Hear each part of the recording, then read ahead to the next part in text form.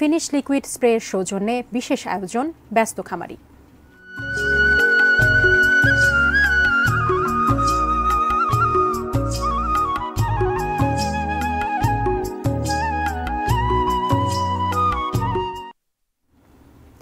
কোরবানির হাটের জন্য প্রস্তুত রাজশাহী জেলার 4.5 লাখেরও বেশি গবাদি পশু।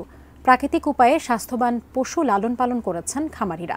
দাম ভালো পেলে লাভবান হওয়ার আশা তাদের। রুবিল ইসলামের তোলা ছবিতে বুলবুল হাবিবের রিপোর্ট।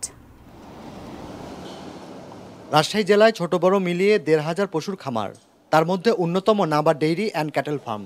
উন্নত জাতের গরু উৎপাদনে দেশব্যাপী সুনাম রয়েছে এই প্রতিষ্ঠানের। রাজশাহীর পোবা উপজেলার মাহিন্দ্রা এলাকায় 20 বিঘা জমির উপর গড়ে তোলা খামারটিতে ষাঁড়, বকনা ও দুগ্ধবতী গাভী মিলিয়ে গরুর সংখ্যা 650টি। কোরবানি হাটের জন্য এবার নাবা ডেইরি অ্যান্ড ক্যাটেল ফার্মের শাহিওয়াল জাতের 140টি গরু প্রস্তুত।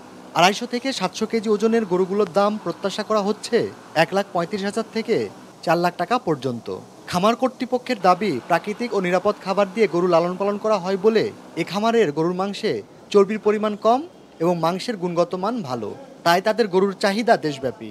আমাদের গরুগুলিকে আমরা সাধারণত আমাদের নিজস্ব জমির ঘাস সাইলেজ খাওয়ানোর কারণে এগুলিতে চর্বির পরিমাণ কম হয়। যেহেতু এগুলি গ্রাস ফিড মিট, তাই এদের মাংসের গুণগত মান ভালো।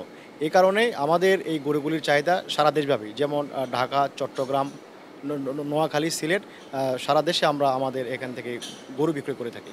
রাজশাহীতে 4.5 লাখেরও বেশি গবাদি পশু, কোরবানির লক্ষ্যমাত্রা 3.25 লাখ। সেই হিসাবে এবছরও জেলায় লক্ষাধিক গবাদি পশু উদ্বৃত্ত থাকছে।